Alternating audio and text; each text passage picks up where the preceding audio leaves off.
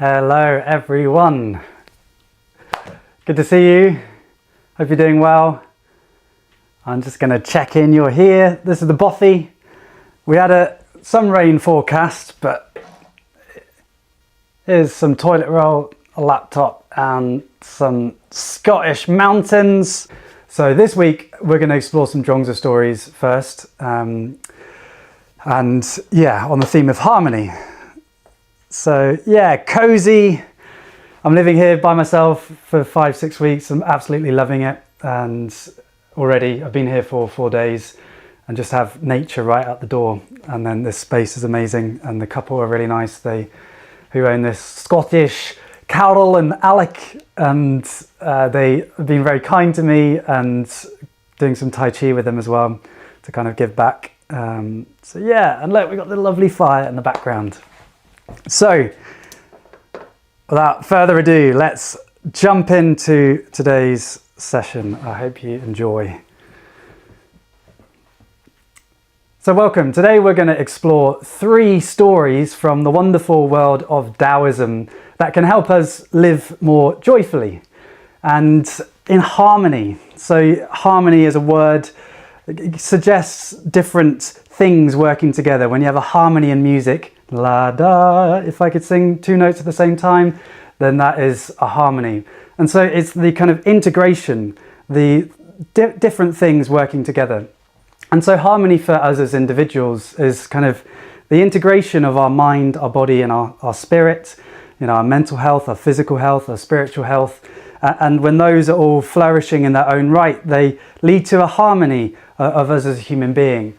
And then there's the kind of harmony between us and the world and the kind of interrelationship we have with the rest of the world. And so, feeling connected to being part of something bigger and harmony in the human world, of course. And so the Taoists, they were around 2,500 years ago, and they came up with really powerful insights that can help you and I live in harmony with ourselves and also with other human beings and nature. So we're going to explore 3 stories, and just to say where I've been studying, this is the Wudang Mountains, and another name for it is Tai Chi, which means Supreme Harmony Mountain. So yeah, the philosophy and religion of this wonderful place that I've lived with Master Gu is Taoism, and yeah, we're talking about harmony. And next week we're going to explore how the stories that we have affect the world at large, and the interrelationship between you as a microcosm is how the Taoists talk about it, a small world, relate to the macrocosm, the big world. And so this week we're going to start with us as individuals and some stories from this wonderful person called Zhuangzi. So,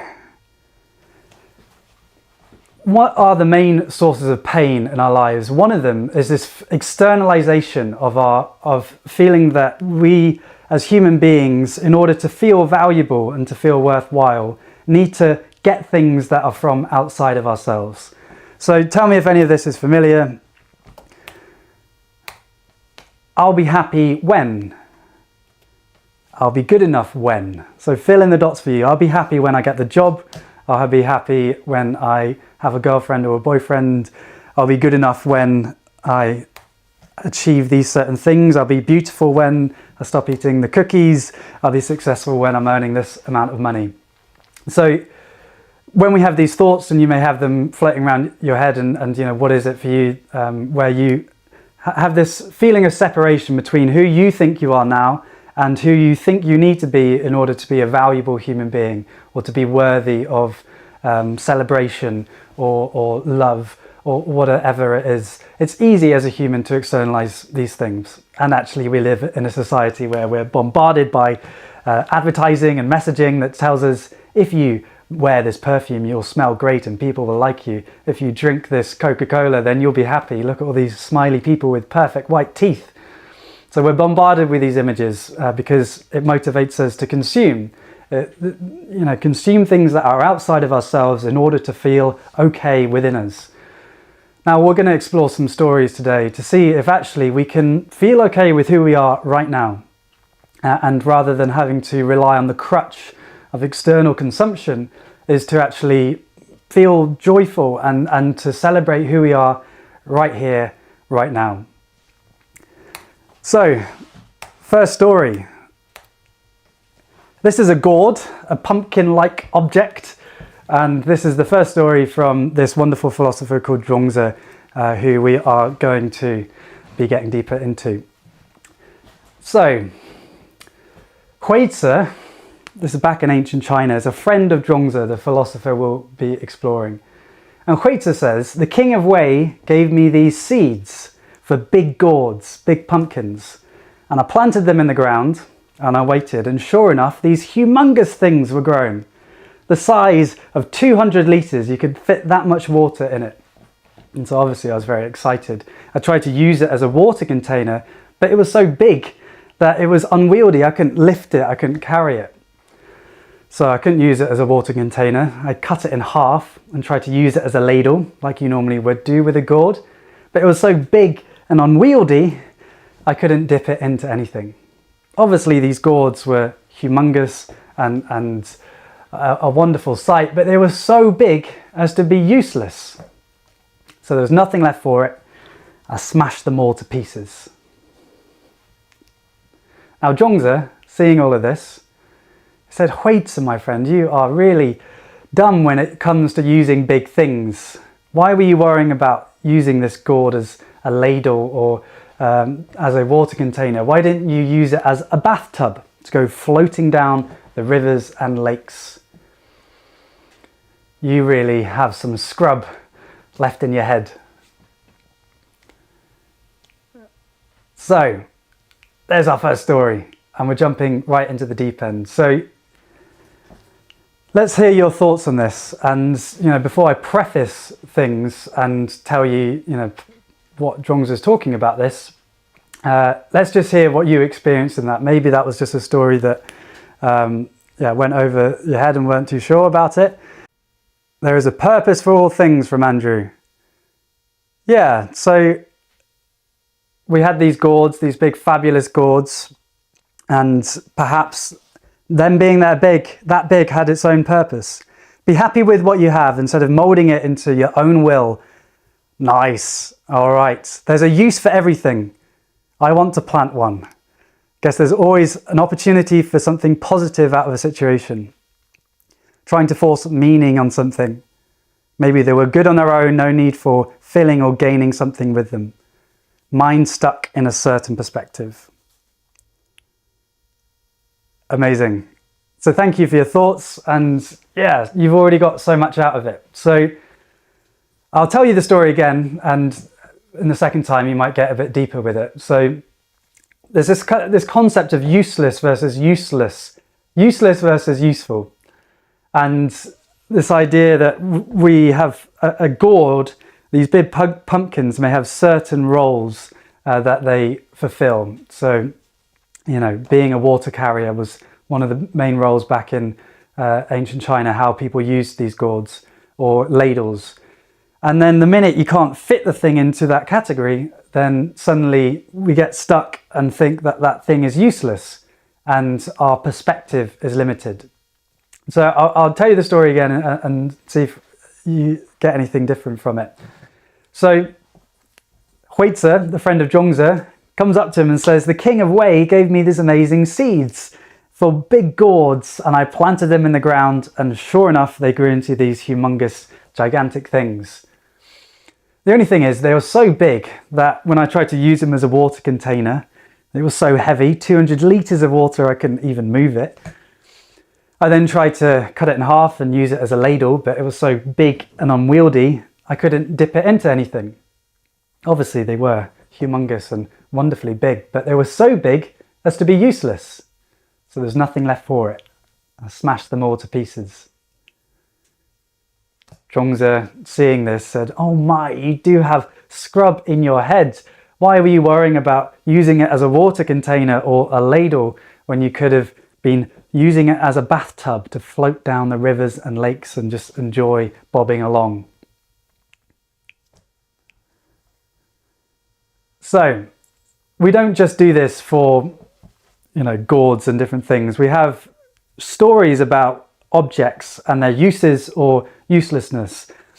And the key thing to note is that a use has to have some sort of like predefined goal and purpose. So for that gourd to be useful, it had to fit into the small box of being a water container or a ladle. Anything outside of it wasn't deemed useful. At least Huizi was stuck in this box. And so beginning to turn this inward and to think about who we are, if we consider ourselves to be useless or not sufficient in certain ways, that is because we are basing it on some idea of goal or purpose. And we really need to question and bring the light of our consciousness and our curiosity to, are these my purposes and goals, or are these the goals of society that are arbitrary and causing me pain? Certain goals in society are obviously, useful, like having security, having a house over your head, and having the resources to be able to support yourself and your family. We live in an economic system where we're interdependent and, we need jobs, etc. But, when we have these basics, then the idea that your lawn needs to be better than the other lawn, the classic keeping up with the Joneses in order to feel like a good citizen of the neighborhood. You have to buy the sit-on lawnmower with, petrol gas guzzler that you see in the Hollywood films. No one in Britain has those, but, the Americans that are watching, you guys have bigger lawns than those and more space. So, suddenly your hand-propelled lawnmower doesn't feel as good as the neighbour's massive car, basically, of a lawnmower. And so we can feel this pressure to conform to the goals and purposes of society, and just bringing some consciousness into, are these goals and purposes serving me? And if not, do they need to give me pain? Do other people's constructs need to give me pain?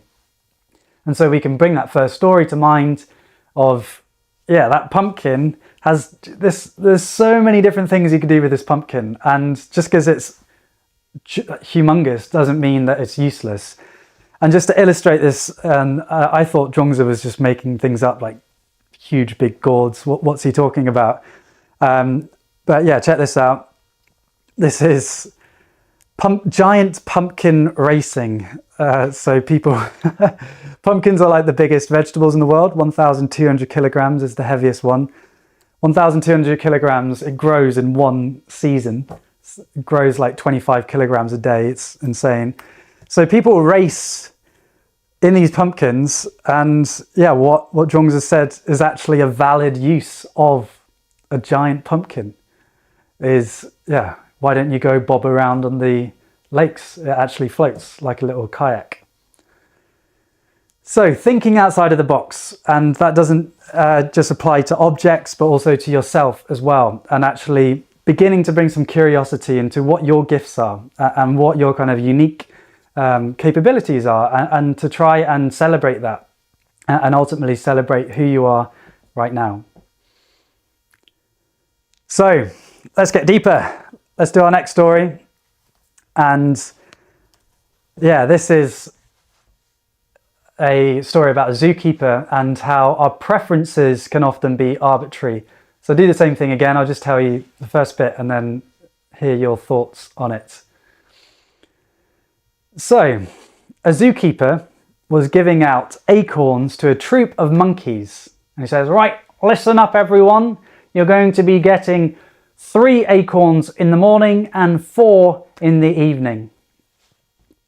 All the monkeys hearing this were outraged. They shrieked and howled with rage, their arms on the bars of the cage saying, injustice. The zookeeper, seeing all of this, said, all right, don't get your tails in a twist. What about I'll give you 4 acorns in the morning and 3 in the evening? The monkeys, hearing this, were overjoyed, howling and dancing and laughing and singing for the rest of the day. So, there's the story. Let me know your thoughts. What does that mean? And then yeah, we'll get deeper with it. Having sooner seems like a huge win. Keeping things in proportion, group mentality. Right, it still equals 7 acorns. Nice. The perceptions change the presentation. Instant gratification versus waiting. Yeah, so we got a range of different thoughts with that. So I'll tell it again, and I'll give you the second bit that Zhuangzi has. So, and the way that Zhuangzi structures these, so this is from a book 2,300 years ago. And yeah, he tells these kind of teaching parables, and then he gives his little explanation underneath. So yeah, perceptions are right. And the key bit is that at the end of the day, there's still 7 nuts. And so actually the meaning of the words isn't that different. And so and yet the monkeys have a completely different interpretation. So a zookeeper was going to see a troop of monkeys and giving them their daily feed. He said, right, listen up everyone, you're getting 4 acorns in the morning, no, 3 acorns in the morning and 4 in the evening. Hearing this, the monkeys were outraged and furious. Oh my God, injustice. Seeing the commotion, the zookeeper's like, all right. How about I'll give you 4 acorns in the morning and 3 in the evening. The monkeys, hearing this, were overjoyed. They danced, they sing, they rejoiced for the rest of the day. Now Zhuangzi, watching this, said, this is typical. The reality of the words were not any different. At the end of the day, the monkeys got 7 nuts, and yet one set of words engendered rage and another set of words engendered joy. This is typical. Allow people who do this sort of thing to be as they are. But the sage, the wise person, can see right and wrong and differences and similarities, and yet sit in heavenly balance between the two. The sage can sit in heavenly balance between the two. So we can often get kind of stuck in judgments and thinking, oh, this is really important, or oh, this person's evil, oh, I'm bad, I'm insufficient. And actually the sage, or developing our own wisdom as human beings and curiosity about how we work, meditation in order to learn about who we are, and to watch these thoughts pop up and arise and choose the space between the thought and then your response. So the idea eventually being is that if you find these unnecessary judgments, these arbitrary judgments that are somebody says something and you get really angry, but if you had slept well the night before, then you would have handled that fine. So actually, is it the person making you angry, or is it your lack of sleep? And so when you have this kind of space, this internal space to watch thoughts and emotions pop up, and then to bring the light of your consciousness to choose your response, responsibility, the ability to choose your response, then that is powerful and liberating. And so that actually you can get to the stage where you're seeing these thoughts pop up, and maybe sometimes frustration will serve you because it's telling you something's wrong, and that will indicate that change is needed. But often, 99% of the time, we get frustrated and annoyed for things that we don't need to, especially our self-talk and potentially more harsh ways of talking to ourselves. So, preferences can be arbitrary. And why can they be arbitrary is because we only have limited cognition to understand a limitless reality. Our brains are only this big, and we're trying to navigate this complex and uncertain world. And of course, we're going to make mistakes, make erroneous connections between things that don't really exist, like the kind of feeling that zookeeper was evil and trying to, take the food from the monkeys, rather than maybe the monkeys being wiser and saying, okay, it doesn't matter, we get 7 at the end of the day. So yeah, our consciousness makes shortcuts and we make mistakes. And so having some humility that actually maybe what we think and the thoughts that pop up into our head aren't always correct. We may focus on one big factor without seeing the big picture. And so again, when you take that time to step back, you create that internal space, then you can actually see the bigger picture. You gather more information. Okay, am I tired? Is this person actually attacking me, or is it something about themselves that they're working through? Asking those sort of questions can ease your pain and help you let go of resentment and to live more joyfully. So just check up on the chats. Yeah, nice. All right, let's do our third story. Okay, let's not do our third story yet. So if preferences are arbitrary, and this is quite a common question in Taoism, is Taoism amoral? So if there isn't this idea of right and wrong, of certainty about of how things should be or shouldn't be, and the kind of the zookeeper story, the monkeys, they had this real certainty about how the world worked, and the Taoists, some people can criticize them to say they're relativist and they have no morality. So is that the case? No, a Taoist can do good, what we would call good, but without contriving to do so. So what does that mean? So here is a bit of a breakdown, and I'll write the name of the book in the chat. Livia Con, Zhuangzi. So yeah, she does a bit of a breakdown, and I will give you it. So looking at the universe, overall there is a harmony. If we just start with our body, an incredible dynamic interconnections, all these relationships. You've got 37 trillion cells that make up the totality of your organism, all of them conscious and aware and doing their own jobs with their own purposes. Wow, wow, wow. Going to talk more about that next week. So you are a miracle of harmony, and all the other plants and animals are, the planet is in a harmonic system, the solar system with our sun. The sun is part of the galaxy, and the galaxy is part of the universe. And so, although there's obviously chaos and disorder in the universe, and nature can be terrible at times, tsunamis and earthquakes and famines, but it's not being terrible because it's malevolent. It's just the consequence of an uncertain world, and a complicated world is sometimes things go wrong, or at least what a human being would label as wrong. But overall, we can see from just all the amazing stuff that's happened in the universe, the fact that I'm talking to you from a small bothy in the north of Scotland over the internet, and humanity has worked out how to communicate what I'm saying to you at the speed of light and beam it to you on the other side of the planet or wherever you are. Like the world is pretty amazing. So hopefully we can agree on that. And so we're exploring whether or not Taoism is immoral or moral.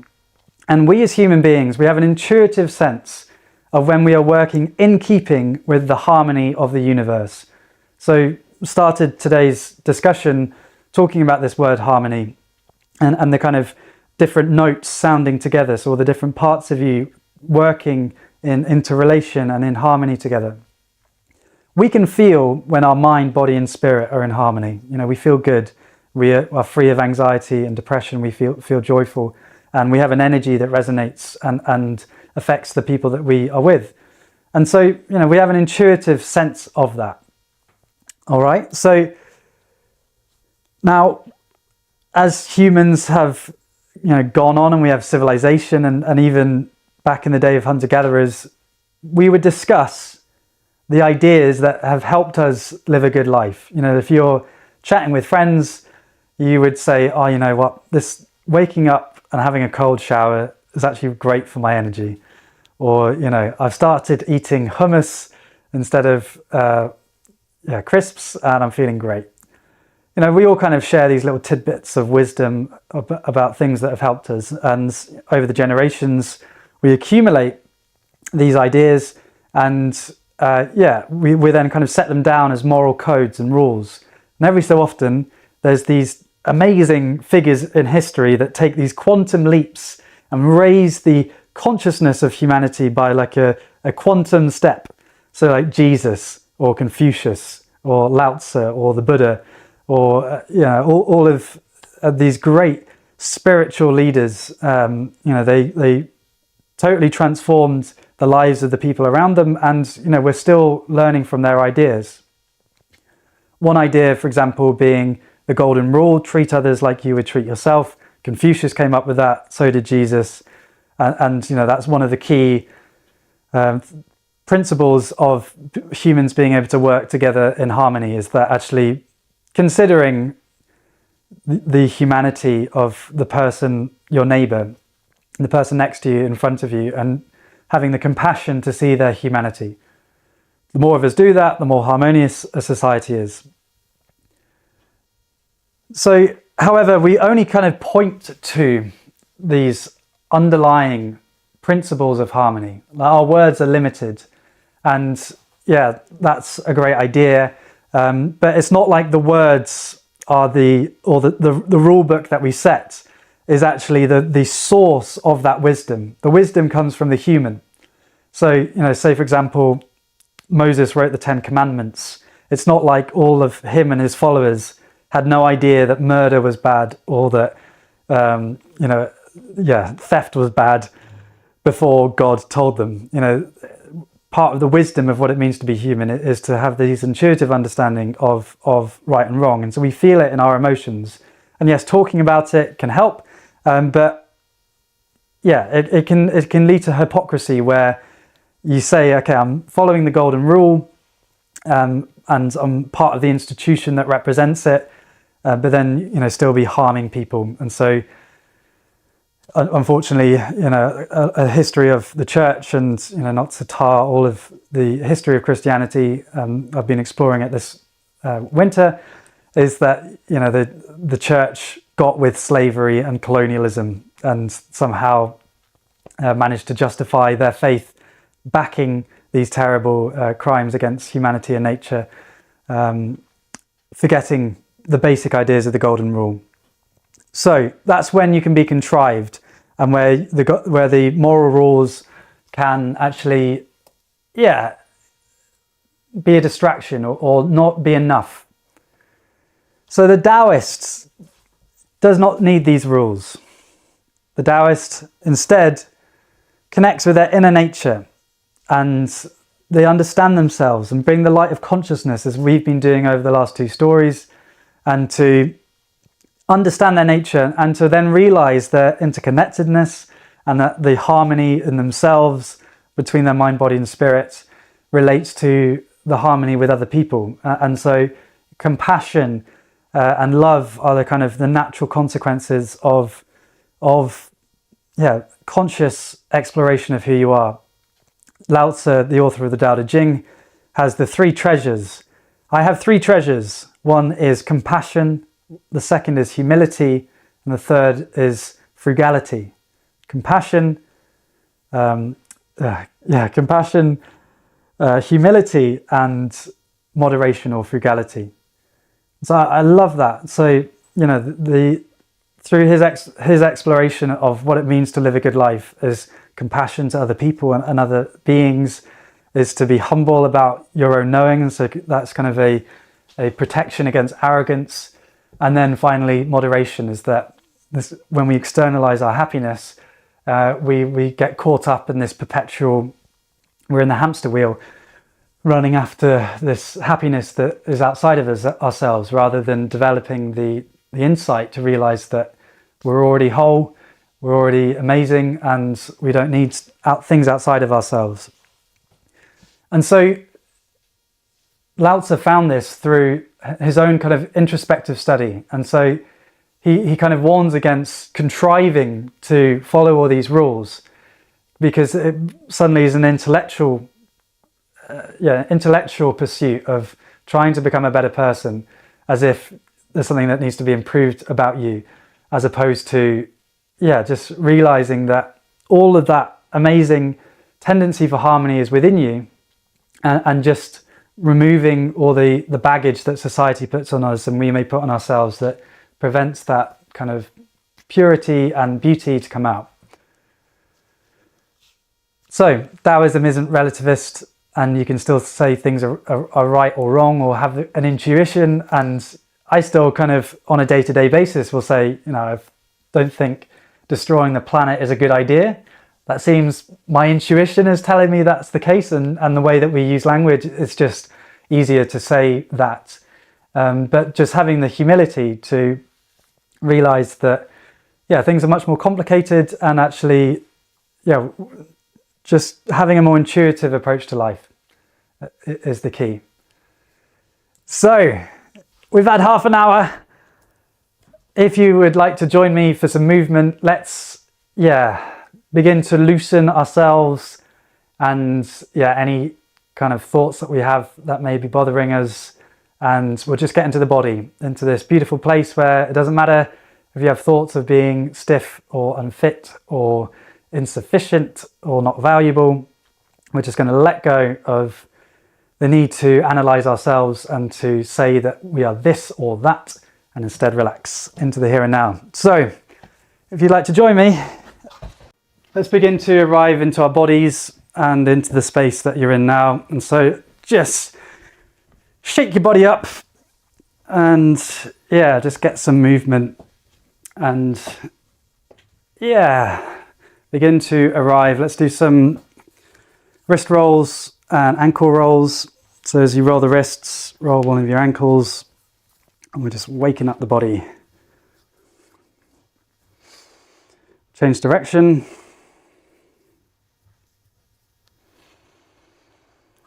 Other foot.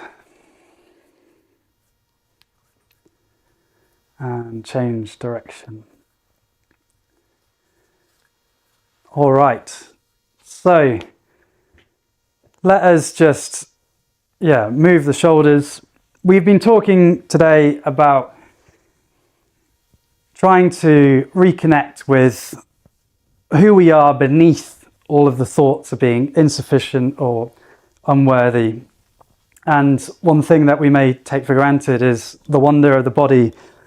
And Taoism looks holistically at your well-being, as we've said a few times now, your mind, body and spirit, and the relationship between the mind and the body and the mind, and the spirit with the two. And, if you're more scientific, the spirit doesn't have to be this kind of thing that's outside of life or evolution. The spirit or consciousness flows through all things. We live in a conscious universe, given that we're here. And so, the spirit is the word we use to point to that which is beyond words. Let's just come into our bodies and have some presence. And what we're going to do is just try and explore, that part of us that is deeper than ourselves, deeper than our thinking mind, and to connect with that beauty. So we're in our Qigong standing now, feet slightly wider than shoulder width apart. And then the weight distributed across the whole of your foot. You don't want your weight on your heels. And so that may mean you leaning slightly forward. Your feet like to feel grounded. And then you've got a string tied to the top of your head on the ceiling, and you imagine yourself being gently lifted up, lengthening, not getting pulled too tightly, but just your posture is upright. And then you're relaxing downwards. And so a bend in your knees, don't have your knees locked out, and just relax everything down. And then we're going to have our hands together in our yin-yang position. So you may know this. If you bring your hands together like this, you can make your own beautiful yin-yang. See the S curve there? And we place that yin-yang just below our belly button. And I invite you to close your eyes. Take a deep breath, inhale, and a nice loud audible exhale. Breathe in. And you have permission to be a bit silly, let it out. Get some voice in that. Breathe in. And release.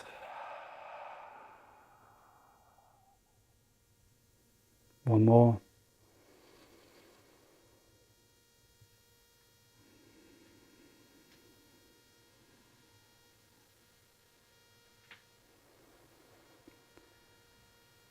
And just gently bring your attention to your breath. This fundamental yin-yang rhythm that is with us from birth to death. Inhale and exhale.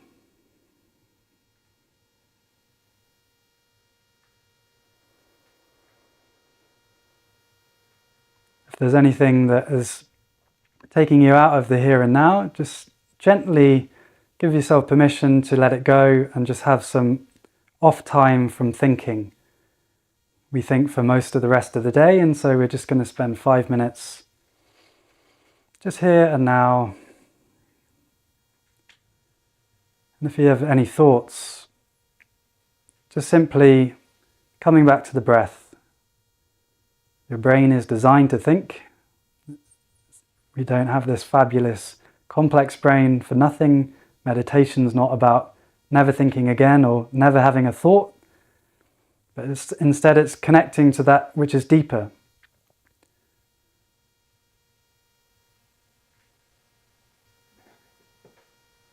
Having through our experience the knowing that we can have thoughts come and go without them affecting how we feel or without them latching onto the story of who we are.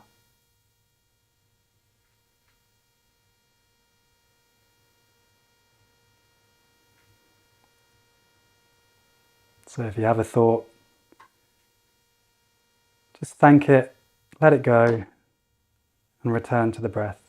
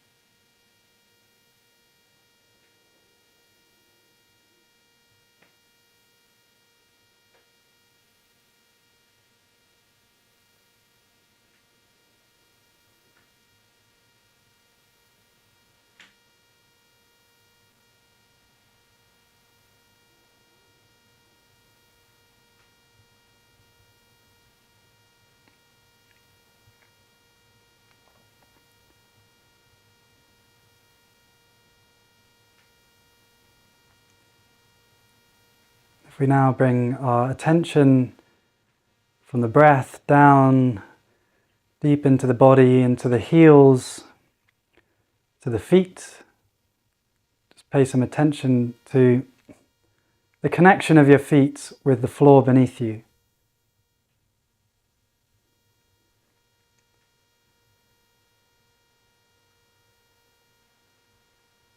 And then place your attention and imagine what is beneath the floor.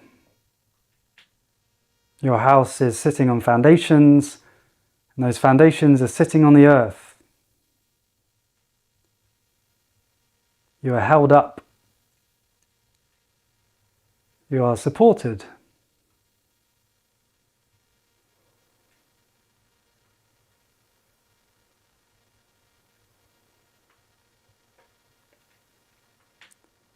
Human beings are not separate from the world. We are not alien visitors on this planet.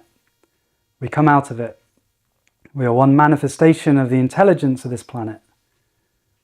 And all of us have a place, a right to be here, or else we would never have been brought here in the first place. And so to realize that we can have thoughts that may bother us and tell us that we're insufficient, but we are always being held up, and we can always count on that support and to ground ourselves in the bigger us. Because our thinking brains may tell us we are so small and insignificant and weak. All we need to do is pay attention to the floor and our connection to the earth, and we realize that we are part of something much bigger.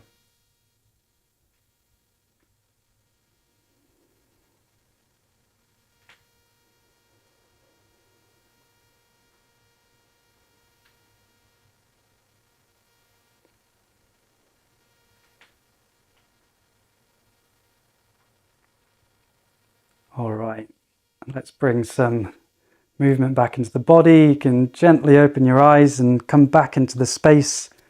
Maybe just have a look around, some shoulder rolls and wrist rolls.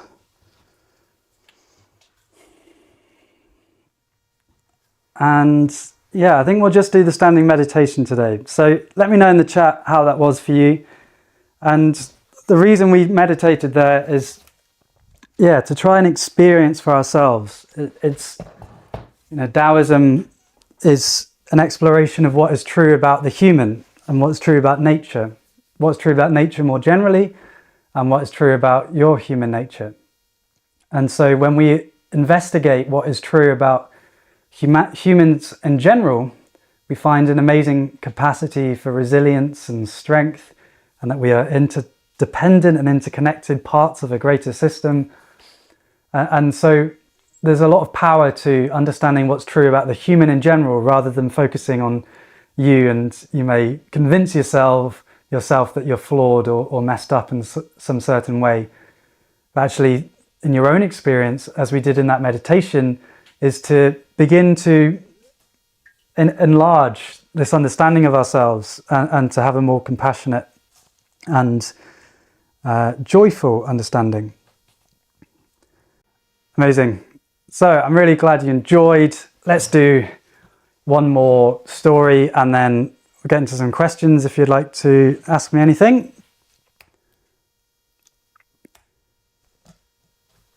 So this is now kind of a story of understanding our nature and nature more generally, and realizing that each thing has its own unique gifts and preferences and abilities, and so to celebrate that. So the king of Lu was walking in the forest when suddenly a shadow goes over the sun, and he looks up and he sees a great big red bird with fabulous feathers. It's a seabird. Now this is a great honor for the king of Lu, because the kingdom of Lu is deep within China, so for a seabird to fly all the way is a great honor. So he calls up to the bird, "Great bird, it is a great honor for you to come to my lands. I wish to invite you to a feast." And the bird, being a polite bird, said, "Sure, I'll come." Now the feast was put on at the ancestral temple. The ancestors are very important in China, and the king wanted to show off to all of his ancestors, "Look, this great honor has happened under my watch." And so he didn't spare a single expense. He had a banquet table as long as a hall and all the finest food. He had 9-tone flute playing music. Not a single expense was spared, and everyone was having a jolly time. Except one being, the bird. It just sat there looking dazed and confused. It didn't eat a single morsel nor drink a single sip. And after 3 days of partying, the bird passed away. Now Zhuangzi, seeing this, said, "The king, in his arrogance, tried to nourish a bird with what would nourish the king, rather than what would nourish the bird. If you were to nourish a bird with what nourishes a bird, you'd set it free. You'd allow it to roam deep in the forest, to bob around on the rivers and lakes, to look for worms, to fly freely with the flock, and to be itself. On a good day, birds hate the sound of a human voice, let alone the hubbub and fanfare of a party. If you were to play the 9-tone flute music on the Lake Dongting, the local lake, the birds would fly for the skies, the fish would swim to the bottom of the lake, and the animals would run for the mountains. Only the humans would sit and listen. Being fundamentally different in nature, the birds and humans like and dislike different things. And so the sage, the wise person, knowing this, does not expect the sameness in abilities or preferences or likes and dislikes. They celebrate all things for who they are and allow all things to be as they are. So the sage celebrates all things as they are and allows all things to be as they are.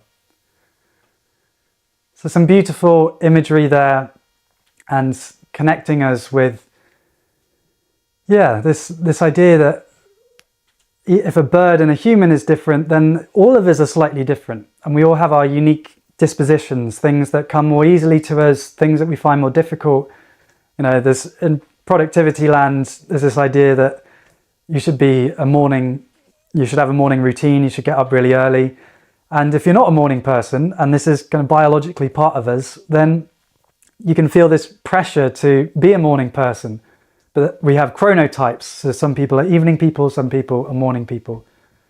And so respecting that and celebrating that, your uniqueness and all your gifts, mean that other people's constructs don't need to give you pain. So right living is subjective, specific to your unique nature. Another great line from Zhuangzi: you are heaven in action.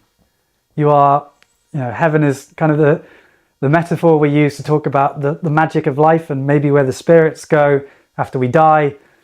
You are magic in action. You are spontaneous, ongoing, unfolding, a dance of harmony beyond words, beyond explanation. So yeah, you are heaven in action. And as we found in our meditation, is that if there was not a place for you, heaven would not have made you to begin with.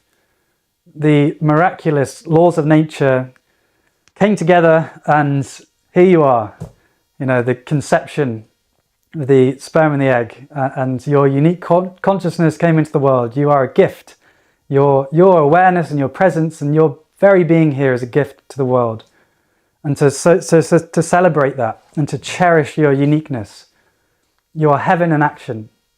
And because we always have been from birth, our consciousness gets bored of it. So we focus on the problems and the small things, and we forget to take a step back and, like that eye, look ourselves in the mirror and realize that no matter what's happening on Instagram or with models or people we may compare ourselves to, you are beautiful beyond words and a true miracle.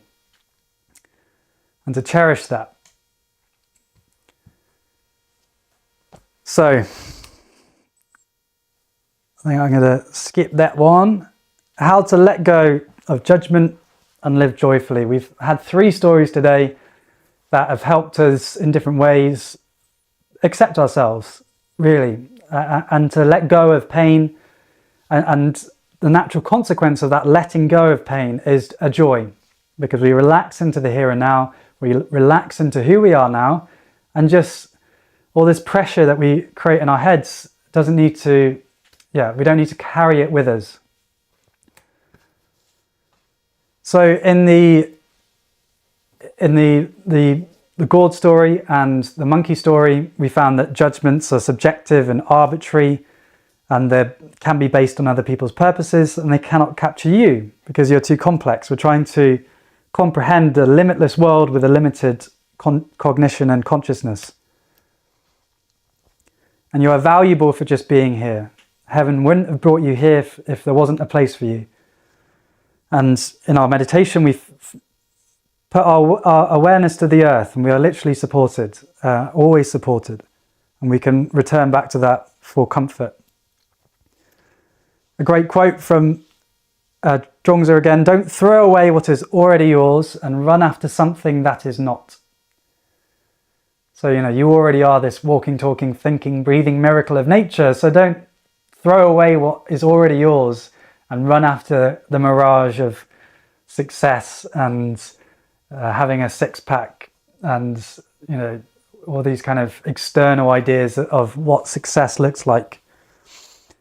And all of this isn't to say that we can't grow and we can't develop, and growth is a part of nature. We see the trees, hopefully, when the weather's good, we'll be in the forest, and a tree grows from an acorn all the way to a tree wider than a man's embrace.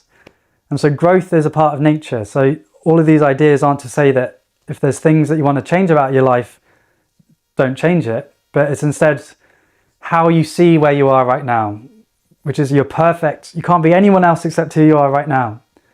And you can't have any thoughts except those that are popping into your head right now. But what you do have is responsibility and the ability to choose and do what you will with the gifts of life. and to grow. But realize that that isn't because you're messed up now, but actually just that the self-acceptance is part of your journey. Let go, relax into enjoying now. Let go and let down. So if I could offer an action for you to think about this week, and yeah, is if the underminer gives you trouble, so the voice in your head that brings you down and gives you pain, that little annoying wizard that, you know, may be causing you jip, awesome. It's time to practice. Time to put into use what we've been talking about. So celebrate it. And yeah, what tools are you going to use? So in the meditation, we went to the breath, and that rhythm is always there. So it's really accessible. If you're having a stressful thought, back to the breath, back to the breath. It's always that returning. Our brains are made to think, so meditation isn't never have a painful thought again. It's just that returning to that which is beneath the thoughts and the totality of your being, because our thoughts are just this, and you know, when we get into our bodies and the breath, we remember that we're much bigger.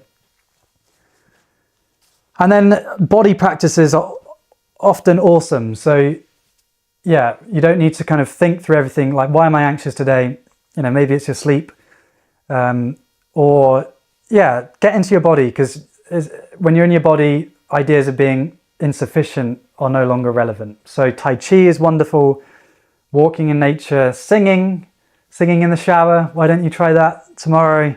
I enjoy doing that. Laughing, watch some comedy, get some lightness into your consciousness.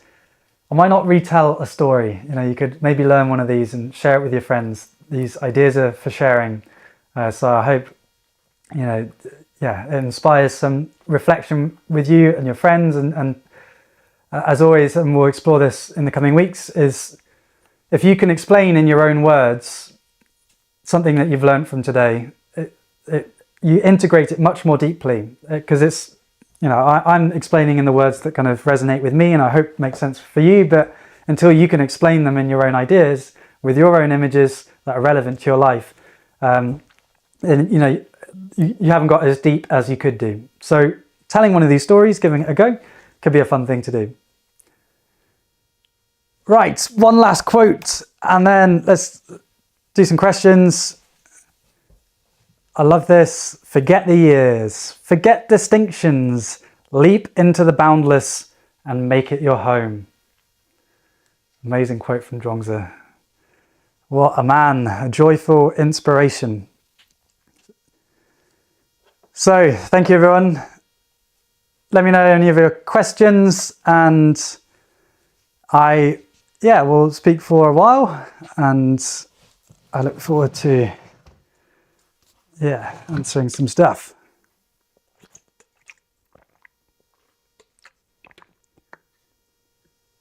How do you deal with time pressure? Yeah, I mean, like, I work hard. Maybe hard's the wrong word, but I work all the time. I'm passionate about spreading these ideas, and next week I'm really excited about, we kind of looked at us as human beings. Next week we're going to talk about our relationship with the whole, and how, it's kind of this fundamental understanding of who we are that's missing from society. So there's always this relationship between our search for meaning as individuals and our flourishing as individuals, and how that relates to the whole. So I think about productivity, and you know, particularly because there's so many grasps for our attention, and so there's teams of engineers in Facebook and YouTube who are paid in order to manipulate us in order to stay on these platforms, so that they can sell advertising and make money from our attention. So, you know, if that's what we're fighting, and then, you know, getting all the help we can get in order to use our time well and to spend it on the things that we are passionate about. So it could be, you know, time pressure from work, but if we work well and have good productivity systems, then that frees up the time for hobbies or family or for reading. And so, yeah, this life that we have is a gift, and the time that we have is a gift. And so I think about productivity not in a hustle culture kind of, the kind of maybe darker side of some of YouTube, but a joyful thing, a positive thing about making change. So one of the key ideas, and I haven't got my yin yang cushion with me, which would be nice, maybe next time I'm up. The yin yang, right? So it's this key concept, and the yin yang can teach us in so many different ways, but one yin yang pairing is work and rest. So we're not machines. We cannot be on for 8 hours just in a flat line, always on. We need to oscillate. Work, rest, work, rest. And so the way that I do my work is I do 25 minutes, and then I get up and I stretch, and maybe I'll do some squats. I actually properly wake up the energy of my body, do some yoga, like downward dogs, and maybe dance, and really clear the mind. I'll do maybe 10 press-ups or something like that, and choose an activity that works for you and that you enjoy. But activating the body and completely clearing the mind, and it could just be 5 breaths, for example, just releasing tension, standing up, breathing, and then you'll find when you come back into your focus, you are much better at keeping attention, because you're not just having this kind of 40% always on, you're doing 80% or 100% and then 20%. And so that oscillation allows you to focus and then get the really important things in your life done. And so then that frees up that perception of time pressure that you may have. If the universe automatically balances itself out and returns to harmony, do I ever need to do something? Is there anything I can do to contribute to the universe? Big question, and I don't have the answer for that. But so it's this kind of ideas that Taoism working with the grain. So if you rip a piece of paper, you guys will know this, like if you rip with the grain, that was against the grain. That's with the grain. So the grain of this paper is that way. So working with the grain is where you actually understand the structure of your life and nature and the world, and so that you work in harmony with the existing structure, so that you can have kind of order rather than chaos. Okay? So now, if there is this kind of natural inclination for harmony, does that mean you need to do anything? Well, your free will and your ability to choose your actions is part of the universe. It's not as if your mind is separate from the universe. Consciousness, it seems, is embedded in life itself, in matter itself, in the universe itself, even down to the atom, in kind of a very vague sense of awareness. And then, one neuron, the cell that fires in our brains, it doesn't have much consciousness, but when trillions of them fire together in our brains, then, here we are, and all the amazing things that we can do. So it's not a particularly helpful answer, which is that your choices as an individual are part of the universal flow. And so, thanks, George, that doesn't actually help me make decisions. But understanding that means that we, rather than just being completely passive, it's about using our consciousness, and not just our consciousness, but our body intelligence and an intuitive intelligence to, go down the path of life, or go down the river of life. And balance, here we go, we've got the yin yang back again. So balance is something that in the West we don't really have a conception of. So, work is the only thing that's valuable. Leisure is rest from work, rather than leisure being something in itself. The balance of doing and choosing to do things, but then also not doing. So this concept of wu wei. So, do you have to do anything in order to live in harmony? Yes, you do, but that also involves not doing. And so then as you kind of develop your awareness, is to try and relax into knowing when you can just go with the flow, and then other times when you need to take action. And a video that I'm going to do when I'm here is talking about a mantra that I use. It's quite kung fu-y. There is no fear, only presence. There is no fear, only presence. So this is a mantra that I've been using for myself, and it came from, I cycled through from the south of Scotland through the Highlands to get here. And if you've ever camped by yourself, sometimes you'll have the experience where you hear a crack of a twig, and suddenly your whole body's on edge and you're listening out. And then eventually you have to return back to presence. You have that fear being triggered and return back to presence. So you could stay scared the whole night, and every squirrel that drops every nut sends you nuts, and you're kind of on edge the whole time. Eventually you're going to have to choose to not do and wu wei and return back to presence. So when I have fear, I assess the situation. Okay, is this fear actually telling me anything? Do I need to do anything? If not, let it go, return back to presence. There is no fear, only presence. So we have an amazing capacity for responding in the spontaneous moment, and to be effective without having to plan, and to just trust ourselves when something comes up, that you'll know what the right thing to say is, and you'll be able to navigate it okay. So this idea of wu wei, which is trusting your spontaneous effectiveness, your ability just to flow, is an important part of understanding who you are, and to therefore live with harmony.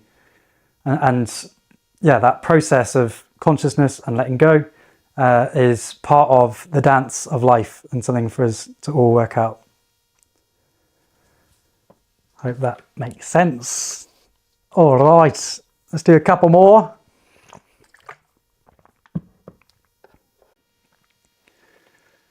There is no fear, only presence. Love it. Does mortality ever freak you out?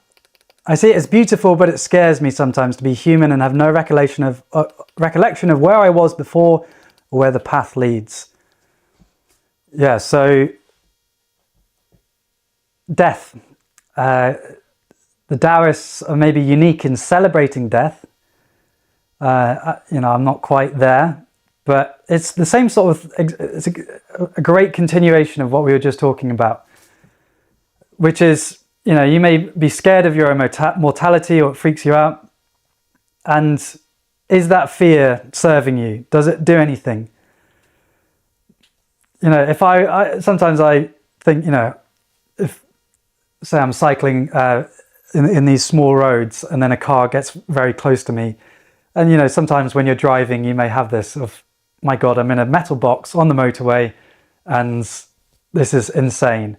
And I'm cycling on the bike, and wow, I'm putting my full trust in this stranger I've never met not to kill me and hit me with this big metal car, and that would be me over. So what I say to myself is, that could happen. That is a possibility. And then return back to presence, because it's that thought isn't serving you. And so, our existence is a mystery, and we're never going to be able to fully explain it. We can learn more about how everything works, and obviously, as long as humans have been around, they've been asking the big questions. We are not. Everything that I'm talking about now is from humans have thought about it a long, long time ago. So, there's big questions that we will not be able to work out. So, like our mortality and where we come from and where we go, and is there reincarnation? Big questions, but. If these thoughts are giving you trouble, then just returning back to presence and letting it go. And I'll give you one story from Zhuangzi who, celebrates death. So Princess Li is been told she's had to marry the king of Lu, that king we had earlier. And she is so gutted that she's going to have to marry this guy. She's never met him. She's going to have to leave home, probably never see her family again, because the kingdom of Lu is half of China away. And so she's crying and crying and crying. But then she gets there, she gets married. Actually, the king of Lu is really nice. Yeah, maybe the bird story is giving him a bad rap. But he's actually really nice, and she gets fed really well. She's got a really comfy bed, and actually she's much happier. So could that be us and death? That's the question. So we have fear, so scared now, crying and crying and crying, but maybe on the other side it's something amazing. Personally, I don't believe there is another side. I think that our consciousness, kind of collates in our body and is embodied, is inseparable from the body. And so when we die, the body returns back, and all the matter is then kind of repurposed in other, the fungi break us down, and then we maybe turn into nutrients for a tree. And so that consciousness somehow is still locked within the matter. It's an emergent property of matter itself. But it's not as if George is going to fly to a cloud and then be there forever and then come back down into another reincarnation and remember who I was. Some people believe that, but I personally don't. But death, we can't avoid it. We're here, we're mortal. And so, it could be something to celebrate. One more idea on death. It's absolutely essential for life. Imagine if none of us died. The planet is struggling enough as it is, let alone if all the oldies stay around forever. Like, part of life is death. It creates the space for new energy and growth, and for those cycles of life, which are beautiful, and the cycles upon which nature functions, and the amazing harmony that nature functions. And so death is inseparable from life. We can't have life without death. And so again, something to celebrate as part of the magic of existence. Amazing. All right, good question. How do you integrate your Tai Chi practice into your everyday life? Morning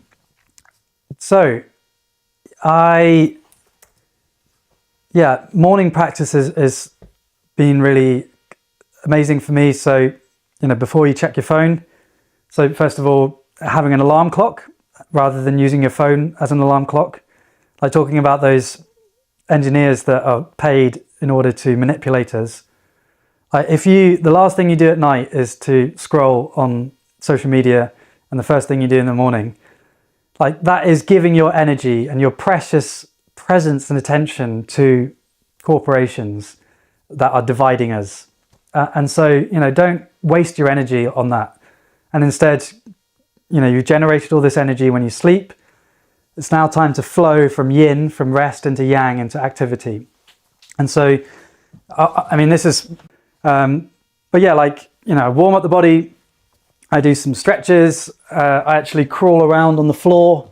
This is one I like. And I do kind of Tai Chi squatting, and opening up the hips, and may do a Gong Bu, have my Tai Chi. So I've warmed up the body first of all, and then I do squats. So strengthening the body. We become more powerful when we're stronger, and especially for Tai Chi, having strong legs is vital. I had all the injuries, as you may know, and developing strength is crucial. And then flexibility. So just doing some light stretches, and then if you have time to do some sitting meditation as well. Otherwise, in the stretches, just being really present if you can. So that's a morning practice of warming up the body, not going on social media and just being in the world, and yeah, then warming up the body, then strengthening the body, then stretching the body, and boom, you know, you've got your kind of Tai Chi fundamentals and you're ready to smash the day.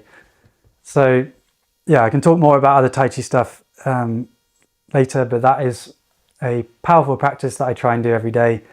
And I love it because, yeah, it just wakes me up and gives me energy and then enables me to do everything I want to do for the rest of the day.